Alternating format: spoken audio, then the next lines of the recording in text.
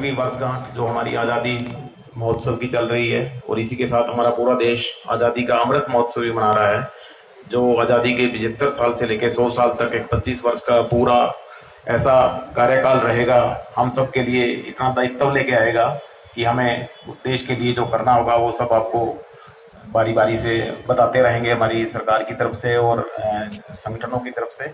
और मैं सबसे पहले यहाँ पे स्वागत करता हूँ प्रिंसिपल मेडिकल ऑफिसर, सभी उप सिविल सर्जन और सभी चिकित्सा अधिकारी, नर्सिंग अधिकारी, नर्सिंग जो कॉलेज के प्रिंसिपल हैं, स्टूडेंट्स और एचकेआरएल के कर्मचारी और अन्य सभी जो यहाँ मरीजों के अभिभावक भी आए हुए हैं, उनका भी मैं स्वागत करता हूँ कि आज जिस तरह से हम इस पर्व को मना रहे हैं, हम देश को देखें तो बहुत छोटा सा हिस्सा है। सिरसा में भी एक छोटा सा अस्पताल है, इसके अंदर भी हमें इतना उत्साह, इतनी खुशी हो रही है। तो जब देश आज़ाद हुआ होगा तो कितनी हमारे पूर्वजों को या हमारे उस टाइम के जो सेनानी थे उनको कितनी खुशियां मिली होगी, आप अंदाजा नहीं लगा सकते इस बात का। उन सब की जो अभी एक बच्ची ने सॉन्ग में बताया कि हमें खुद सोकर हमें जगाकर चले गए, तो मुझे तो लगता है कि जो अपनी जान दे के भी हमें जगा गए और हम उनकी बातों को, उनकी प्रेरणा को, उनकी दिए हुए दायित्व को अगर नहीं निभाते हैं तो हम ये समझो कि कहीं ना भारत देश बदल रहा है, तरक्की कर रहा है। हमारे स्वास्थ्य क्षेत्र में भी बहुत तरक्की हुई है, बहुत मेडिकल कॉलेज, नर्सिंग कॉलेज, बहुत अस्पताल बड़े बड़े, बहुत मरीजों की सेवा के लिए सरकार ने बहुत प्रबंध किए हैं। तो हम स्वास्थ्य क्षेत्र हमारे लिए बहुत एक अहम कड़ी है और हमारा पूरा ध्यान हम इस तरफ भी लगा दें तो भी ये मानो कि हम देश के प्रति सच्ची सेवा करने की तरफ जा रहे हैं। तो इसके बाद कुछ चीजें बदलाव की तरफ जाती हैं, तो कुछ हमारी मानसिकताएं हैं जो गुलामी के कारण अभी भी बदल नहीं पाती हैं। कि बहुत से हम जिस तरह से अभी लेटेस्ट एग्जाम्पल दें तो हमारे माननीय गृह मंत्री जी ने एक जो कानून की संहिता है उसको बदलने के लिए आह्वान किया है, उसमें बदलाव लाएंगे।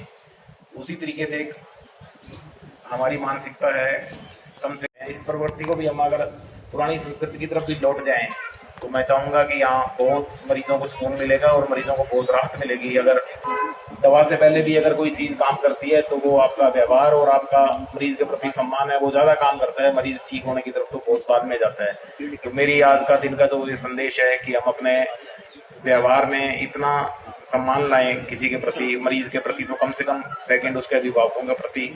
और तीसरा, हम आपस में अपने कार्यस्थल पे काम करते हुए एक दूसरे कर्मचारी, अधिकारी और छोटे बड़े के सबके प्रति एक ऐसा माहौल बनाएं कि जहाँ लगे कि ये अस्पताल पहले भी जाते रहे लेकिन अब जल्दी ठीक होकर जाए। मैं तो यही कहना चाहूँगा। और उसके बाद जो बच्चे हैं उनके लिए अभी देश बहुत लंबी उम्र चलेगी उनकी, देश के लिए उनको बहुत मौके मिलेंगे सेवा करने के। तो वो कोई भी मौका जो देश के हित में हो उसको चूके नहीं, अपने युवा एनर्जी से, अपने तन मन से हमेशा देश की सेवा के लिए आगे बढ़ते रहें। और जो कुछ बातें जब हम काम करते हैं ना तो थोड़ा सा कई बार घमंड आ जाता है। हम जैसे टेक्निकल बात करें, इसको व्यवहार की बात करें, घमंड किस बात का आता है कि हम तो आज़ाद हो गए हैं, ठीक है, आज़ाद हैं, वो इतना घमंड आ जाता है आज़ादी का भी, वो भी घमंड भी नहीं रखना। और वो कुछ कर्मचारियों में बहुत ज़्यादा रहता है कि मेरे पास ये पद आ गया, मेरे पास ये पैसा आ गया, मेरे पास ये शक्तियाँ आ गई हैं। लेकिन उसके अलावा भी कुछ एक घमंड आता है, सबसे बड़ा घमंड है। ये चीज़ें जो मैंने गिनाए हैं वो बहुत छोटे घमंड है। एक घमंड है सबसे बड़ा घमंड कि ये काम मेरा नहीं है, ये मैं इसको सबसे बड़ा घमंड मानता हूँ। कि जब आपने नौकरी कर ली, जब आपने एक सेवा जो जिसको कहते हैं कि जिस बच्ची ने कहा कि हमें सौंप कर चले गए, हमें समझाकर चले गए कि आपने देश के लिए काम आना है, देश की सेवा करनी है। प्राण तो हमने देना ही नहीं है, प्राण तो बेचारे जो हमारे शहीद है पहले दे चुके हैं, आज़ादी हमें मिलेगी। तो अब ये घमंड तो तोड़ दो कम से कम कि हमें ये काम मेरा नहीं है। अगर देश के प्रति आपका कोई काम ये सोचते हुए ये काम मेरा नहीं है तो फिर आपके पास कोई काम है ही नहीं, ये समझ लो आपके पास कोई काम ही नहीं है, फिर आप विले हो बिल्कुल, ये समझ लो। तो ये सोच अपने दिमाग से निकाल दो कि ये काम मेरा नहीं है। तो मैंने देखा प्रवृत्ति ये बहुत कॉमन है कि ये इसकी ड्यूटी है, ये उसका बनता है, ये मेरा बनता है, ये उसका बनता है। इसको छोड़ो, जो आपके सामने आए, जो मौका है अच्छा सेवा करने का, उसको जरूर आप अपने हाथों से, अपने दिमाग से उसको सेवा की तरफ लगा सकते हो, ठीक है। कई बार मरीजों के साथ ये दिक्कत आती है कि उसको गाइड ही नहीं किया जाता। गाइड करना किसका काम है? कोई ऐसा कोई गाइडेंस, हमारे गाइड तो पर्यटन स्थलों में रखे जाते हैं, हमारे पास कोई गाइड रखा ही नहीं। हम सब गाइड कर सकते हैं मरीज को कि वो इस तरफ जाए, वहाँ ये सेवा मिलेगी, उस खिड़की पे ये सेवा मिलेगी, इतनी देर बाद तेरे को रिपोर्ट मिलेगी, तेरे को 4 घंटे आराम से बैठ पंखे चल रहे हैं। ये गाइडेंस तो आप दे सकते हो कम से कम। और उसमें भी कहते हो ये काम मेरा नहीं है, तो भाई इस काम के लिए तो कोई ऐसी पोस्ट भी नहीं बनी कि गाइडेंस के लिए कोई पोस्ट बनी हो। तो प्लीज मेरा तो सबसे यही निवेदन है कि आज के इस शुभ अवसर पे हम अपने आप को इस तरफ डाल लें कि मरीज को गाइडेंस के रूप में और उसकी किसी भी ग्रीवेंसेस के रूप में किसी भी परेशानी को हम हर पल और हर क्षण उसको दूर करेंगे। जय हिंद, जय भारत।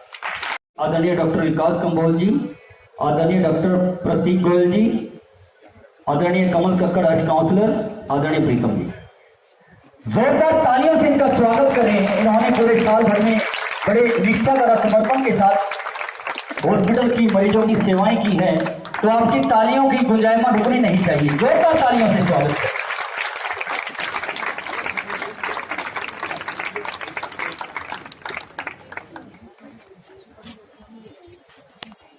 आगे नहीं जाना।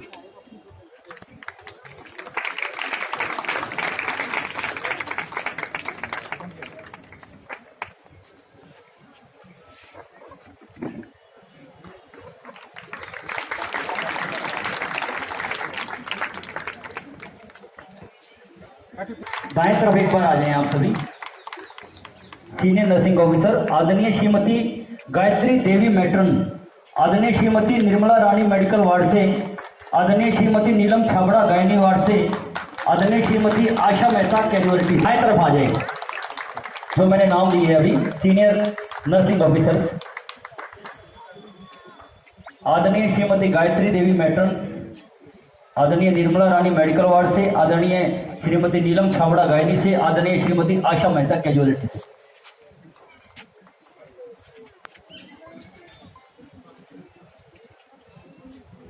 उसके अलावा हमारे लैब टेक्नीशियंस है श्रीमान संदीप जी, नर्सिंग ऑफिसर बोल दिया मैंने, सॉरी नर्सिंग ऑफिसर है, आदरणीय श्रीमती राजविंदर कौर ओटी से, उर्मिल कंबोज मेडिकल वार्ड से, आदरणीय श्रीमती मधुबाला ओटी से, आदरणीय श्रीमती जसलीन की बड़ी शिद्दत से और समर्पण से इन्होंने मरीजों की सेवाएं की है हमारे हॉस्पिटल में, और आपकी तालियों की गड़गड़ाहट भी निरंतर बजती रहनी चाहिए। लैब टेक्नीशियन श्रीमान संदीप जी, श्रीमान रविंद्र जी तथा श्रीमान अनिल जी, लैब टेक्नीशियंस आ जाए। संदीप जी, रविंद्र जी और Anil ji. Data entry operators सुमन डिस्पेंसरी से, सुमन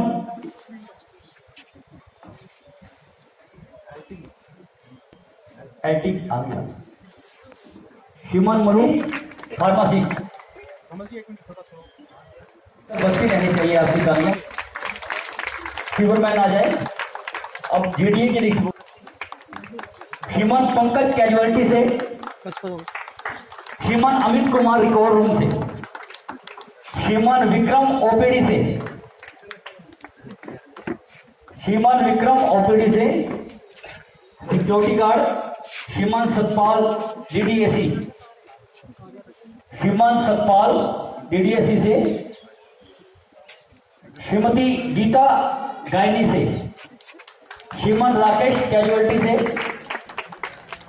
श्रीमान राकेश कैजुअलिटी से,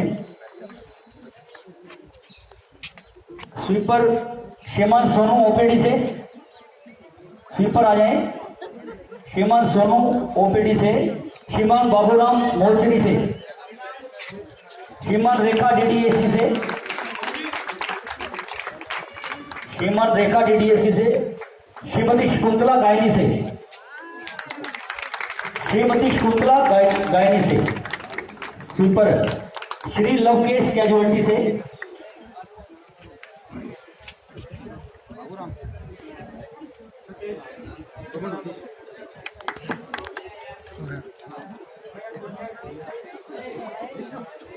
शकुंतला रेखा और श्रीमान लोकेश सुभाष खुर्दा डिस्पेंसरी से, सुभाष खुर्दा डिस्पेंसरी से।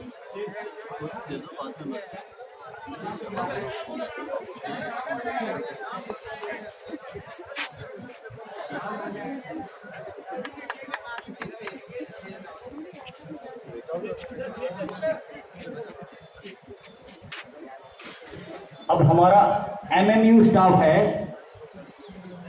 आदरणीय डॉक्टर खुशबू वर्मा एएमओ। इसके बाद एमएमयू स्टाफ है इसका एएमओ कृतिज्ञा और doctor Ridika, doctor Kritigya, doctor रिदिका।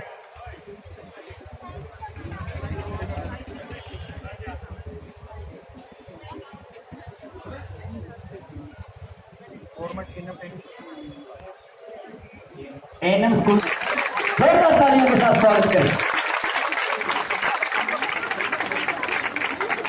W आदरणीय श्रीमती चरणजीत, जोरदार तालियां, क्या बात।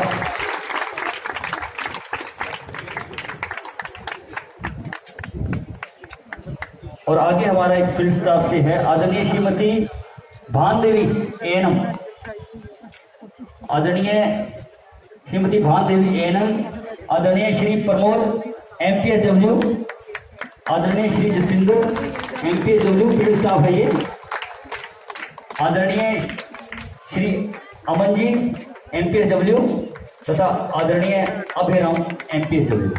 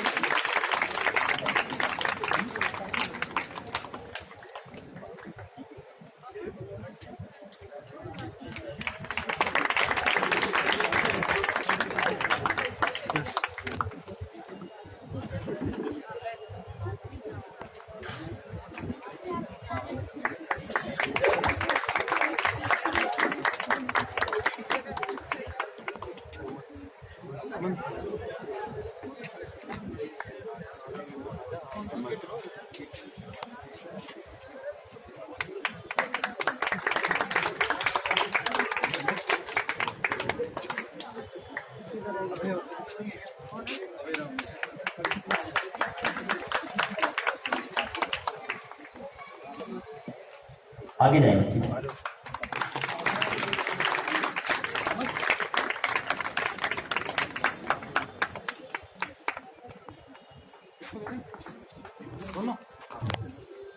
आजो बच्चियों, बहुत ही बेहतरीन प्रस्तुति दी थी इन्होंने।